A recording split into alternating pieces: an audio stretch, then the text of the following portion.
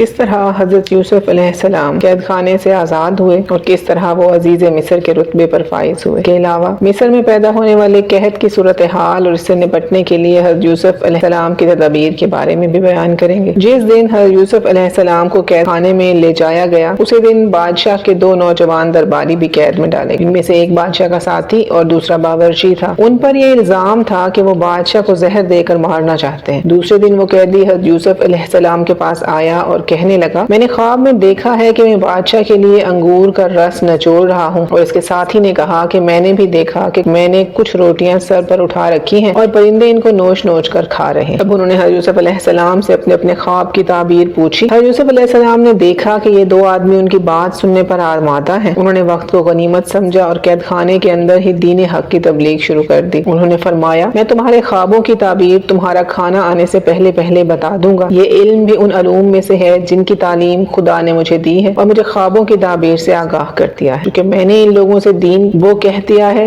جو خدا پر ایمان نہیں رکھتے، وہ قیامت کے منکر ہیں۔ میں اپنے آبا و اجداد یعنی حضرت ابراہیم، حضرت اسحاق، حضرت یعقوب علیہ السلام کے دین کا پیروکار ہوں۔ ہمارے لیے یہ درست نہیں ہے کہ ہم کسی کو خدا کا شریک قرار۔ آپ نے گفتگو جاری رکھی اور ان دونوں کے خوابوں کی تعبیر بیان کرتے ہوئے کہا، تم میں سے جس نے یہ خواب دیکھا ہے کہ وہ انگوروں کا رس نچوڑ رہا ہے، اس کی تعبیر یہ ہے کہ جلد ہی اس کی آزادی کا حکم صادر ہوگا اور وہ اپنے عہدے پر بحال ہو جائے گا۔ اور جس نے اپنے سر پر روٹیاں اٹھائے ہوئے دیکھا ہے، اس کے خواب کی تعبیر یہ ہے کہ اسے جلد ہی سزائے موت دے دی جائے گی اور سولی پر لٹکا دیا جائے گا، پرندے اس کا ماंس نوچ نوچ کر کھائیں گے۔ حضرت یوسف علیہ السلام کو خیال آیا کہ یہ ساقی جو کہ جلد ہی رہا ہو کر شاہی دربار میں جانے والا ہے، کیوں نہ اس کے ذریعے اپنی رہائی کی صورت پیدا کریں۔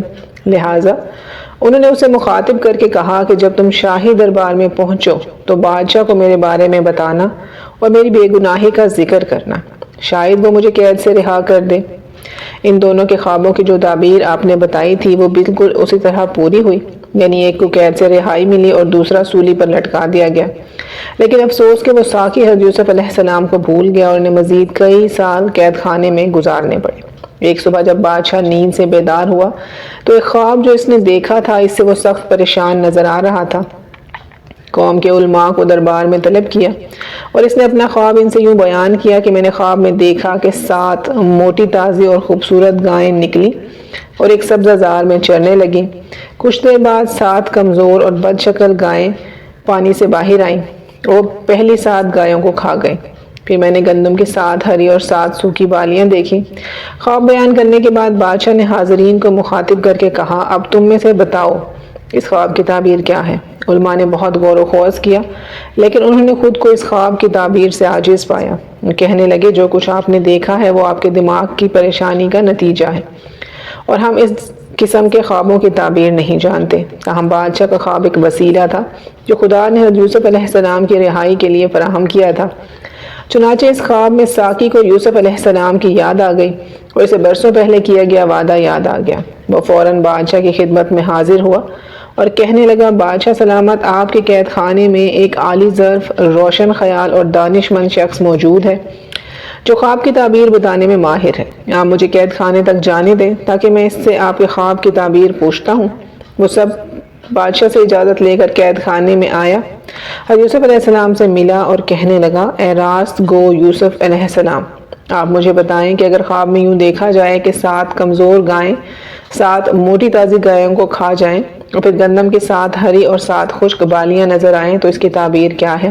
تو مجھے اس خواب کی تعبیر بتاؤ تاکہ میں قوم کی طرف لوٹ جاؤں اور انہیں باخبر کر دوں۔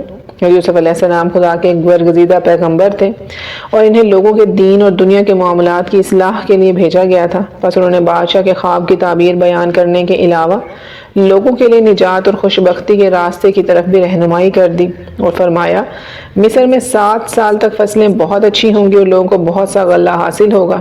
اس کے بعد 7 سال قحط اور سختی کے ہوں گے جن میں پہلے سالوں کا بچا ہوا غلہ کام آئے گا۔ لوگ بے حد پریشانی سے دوچار ہوں گے، اس لیے تمہیں چاہیے کہ پہلے 7 سالوں میں کھیتی باڑی کو وسعت دو اور زیادہ سے زیادہ اناج اگانے کی کوشش کرو۔ اس میں اپنی ضرورت کے مطابق صرف کرو اور بقایا بالیوں کی شکل میں ذخیرہ کرو تاکہ خشک سالی اور قید کے دنوں میں اسے کام میں لا سکو۔ ساقی فوراً بادشاہ کے پاس جا پہنچا اور اسے خواب کی تعبیر بتائی۔ تعبیر سن کر بادشاہ کا چہرہ کھل اٹھا اور اس کا رنج و غم زائل ہو گیا۔ وہ سمجھ رہا تھا کہ تعبیر اس کے خواب کے عین مطابق ہے۔ یہ آدمی بہت ہی عقل مند ہے۔